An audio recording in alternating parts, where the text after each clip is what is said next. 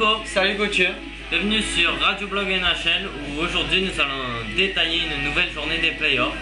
Et sur cette journée, deux nouvelles équipes se sont qualifiées pour les demi-finales de conférence. Oui, alors il y a eu 3 matchs cette nuit. Le premier, les Sabres de Buffalo qui avaient la possibilité de se qualifier contre les Islanders de New York et qui l'ont fait.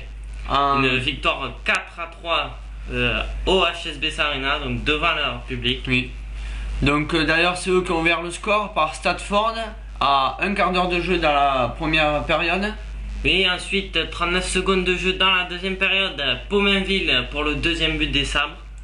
Et 11 minutes plus tard, c'est Roy pour les Sabres encore qui menait 3-0 à ce moment-là. 3-0, ensuite 4 minutes de jeu dans la troisième période, c'est Miroslav Satan pour les Islanders qui réduit le score, 3-1. Mais seulement 2 minutes plus tard, Maxime Afinogenov pour les Sabres remonté à 4-1. 4-1, mais ensuite 3 minutes après, Hunter pour les Islanders ramener les Islanders à 2 buts des Sabres. Et 4 minutes plus tard, c'est Campoli, lui qui réduit à 4-3 pour les Islanders, mais malheureusement les Islanders n'ont pas réussi à égaliser. Et c'est les Sabres qui l'ont emporté. Les Sabres qui l'ont emporté, donc cette série 4-1. Donc d'ailleurs, pourtant c'est les Islanders qui dominaient au tir. Oui, 33 tirs des Islanders, 27 des Sabres. Mais encore une fois, bon match de Ryan Miller. Ryan Miller qui a réalisé 30 arrêts. Rick DiPietro lui en a réalisé seulement 23. Un moins bon match de Rick DiPietro. Oui. Donc ça se ressent au niveau des 3 étoiles. Un des Islanders seulement une 3ème étoile.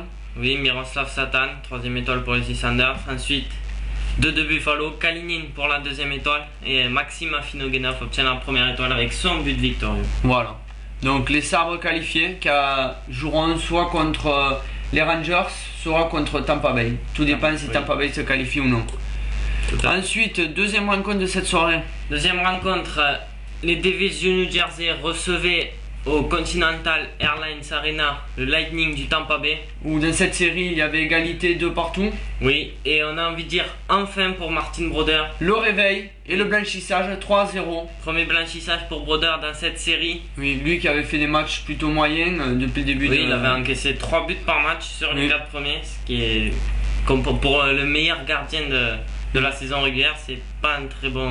Lui qui avait fini avec 48 matchs gagnés durant la saison régulière. Oui.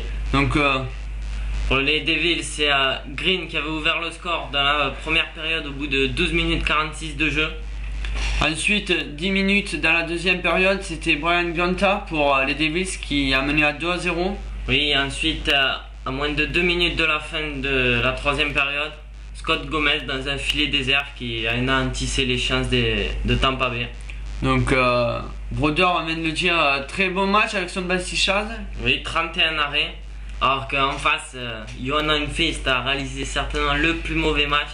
Il a stoppé seulement 11 des 13 tirs qui ont été dirigés contre lui. Donc là, il a fait tout le contraire de Brodeur. Lui qui avait été pas mal sur les derniers matchs, il a été plutôt mauvais dans celui-là. Oui, il est passé à côté de cette rencontre. Au niveau des 3 étoiles, 3 Devils. Brian Gionta pour la 3ème, Green pour la 2ème et forcément Martin Brodeur qui obtient la 1ère étoile. Il ne pouvait pas passer à côté. Oui. Ensuite, 3ème rencontre, là et 3ème et dernière rencontre de cette journée et un nouveau qualifié, les Sharks de San Jose. Les Sharks de San Jose qui se déplaçaient au Nashville Arena. Les Sharks qui menaient 3 matchs à 1 dans cette série et qui se sont donc qualifiés pour le prochain tour en l'emportant 3-2. Les Predators qui n'ont rien pu faire face à leur public. Oui. Donc ouverture du score des Sharks à 8 minutes de jeu par Clow. Ensuite rien pour le reste du premier tiers-temps. Deuxième tiers-temps, Arnott égalisé en supériorité numérique pour les Predators. Et c'est Fiedler à 2 minutes, même 1 minute plus tard qui menait son équipe à 2-1. Oui, Predators 2-1, mais à moins de 3 minutes de la fin de cette deuxième période, Patrick Marleau en supériorité numérique égalisé pour les Sharks. Et c'est ce même Patrick Marleau qui a un quart d'heure de jeu dans la 3ème période mettait le but de la victoire 3-2 de la victoire et de la qualification. Oui. Au niveau des tirs, domination des Sharks là aussi. Oui, 37 tirs pour eux, 24 tirs des Predators. Donc, mais Vokun n'a pas démérité pourtant. 34 arrêts pour Vokun, très bon match. Nabokov face à lui a fait 22 arrêts. Donc au niveau des étoiles, la 3ème, un des Predators. Oui, Fiedler. qui obtient la 3e étoile. Ensuite, les 2 premières sont pour les Sharks. Guerin pour la 2e et Patrick Marleau forcément avec son doublé qui obtient la 1re étoile. Le doublé qualificatif. Oui. Donc ça c'était les 3 matchs. Donc ce soir 2 matchs. 2 nouveaux matchs. 2 dans l'ouest seulement. Oui, et une équipe peut se qualifier. Oui, les Canucks de Vancouver qui se déplacent chez les Stars de Dallas. Eux qui avaient déjà une possibilité chez eux hier ou avant-hier et qui n'ont pas réussi, donc une nouvelle chance pour eux. Oui, mais ils mènent toujours 3-2 dans cette série, donc encore l'occasion de se qualifier.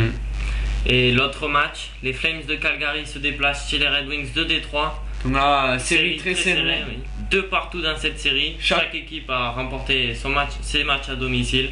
Donc et là, comme c'est Détroit qui joue à domicile, on pourrait penser que les Red Wings s'imposent. Mais attention. Ça va être sûrement la clé de cette série. Le premier qui gagnera à l'extérieur gagnera la série, logiquement. Oui, il y aura de grandes chances de remporter cette série. Voilà. Donc voilà, c'était Nicolas et Gauthier sur Radio Blog NHL.